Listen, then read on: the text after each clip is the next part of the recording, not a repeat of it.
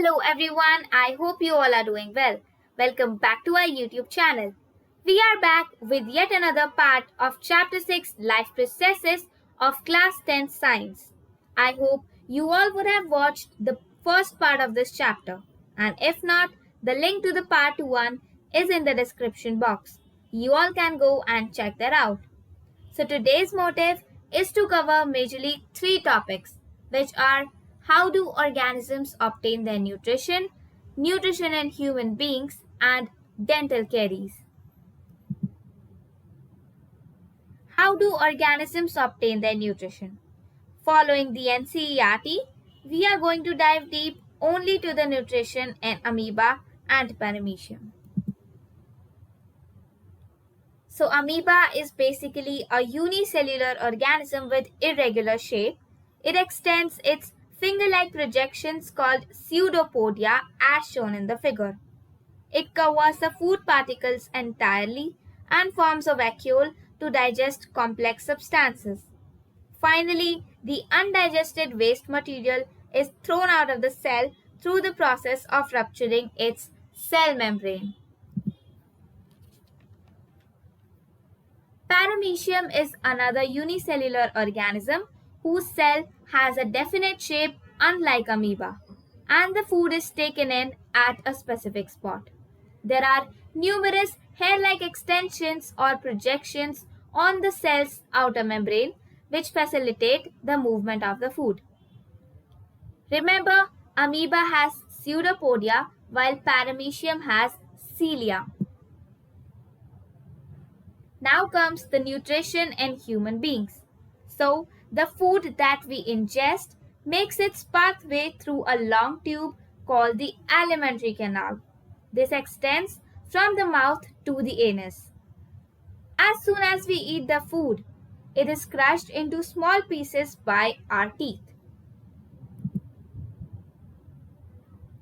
The liquid substance that stays in our mouth is nothing but the saliva. It is secreted by salivary glands in our mouth. One of the major functions of saliva is to wetten the engulfed food to make its passage smooth throughout. The saliva contains an enzyme called salivary amylase that breaks down the starch to give simple sugars. Remember that in human beings, glucose and starch are stored in the form of glycogens. In addition to the saliva, the peristaltic movements of alimentary canal facilitates the smooth passage of the food.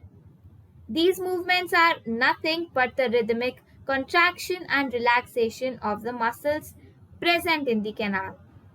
From the mouth, the food is taken to the stomach through the food pipe or esophagus.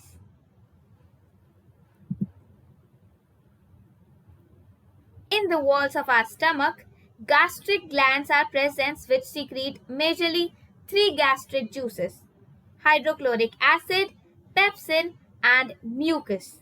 They all have varied functions. The hydrochloric acid creates an acidic medium which facilitates the action of the enzyme pepsin and kills the bacteria present in the ingested food. The enzyme pepsin digests the proteins. The mucus protects the inner lining of the stomach from the action of acid under normal circumstances. Then the small intestine comes into play. The question can come in the exams as which is the longest part of the alimentary canal? The answer will obviously be small intestine. People, we have already learnt that plants and grasses have cell walls made up of cellulose, which is a very complex compound. Since herbivores like cows and goats only feed upon grasses, cellulose takes a whole lot of time to be digested. Thus, they have a larger small intestine in comparison to carnivores and omnivores too. It is easier to digest meat for carnivores such as tiger. Hence, they have a smaller small intestine. Small intestine is the site of complete digestion of carbohydrates, proteins, and fats. It receives secretions of liver and pancreas for this purpose of complete digestion. Liver. Liver has bile ducts which secrete bile juice. Bile juice makes the acidic food coming from the stomach alkaline for pancreatic enzymes to act upon. Bile salts break large fat globules of the intestine into smaller ones. This is called emulsification of fats. Pancreas secrete two pancreatic juices. First one is trypsin and the second one is lipase. Trypsin digests proteins while lipase breaks down the emulsified fats of the bile salts. The digested proteins are eventually converted into amino acids, complex carbohydrates into glucose, and fats into fatty acids and glycerols. The inner lining of the small intestine consists of small finger-like projections called the villi. Villi increase the surface area for the absorption of digested food. Unabsorbed food is sent into large intestine where its walls absorb more water from the waste material. The exit of the waste material is regulated by anal sphincter. The final topic for today is dental caries.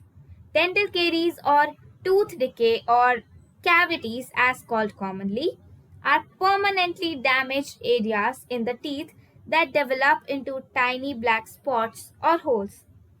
These begin when bacteria acting on sugars in the mouth produce acids that softens or demineralize the outer white covering of the tooth called the enamel. That is why it is advised to brush your teeth at least twice a day. Since toothpastes are usually basic in nature, they neutralize the acids released in the mouth, thus preventing tooth decays. So that was it for today's video. I hope it was beneficial for you all. If yes, then please don't forget to like, share and subscribe to our channel. We'll meet you soon again with similar awesome content in the part 3. Thank you and take care.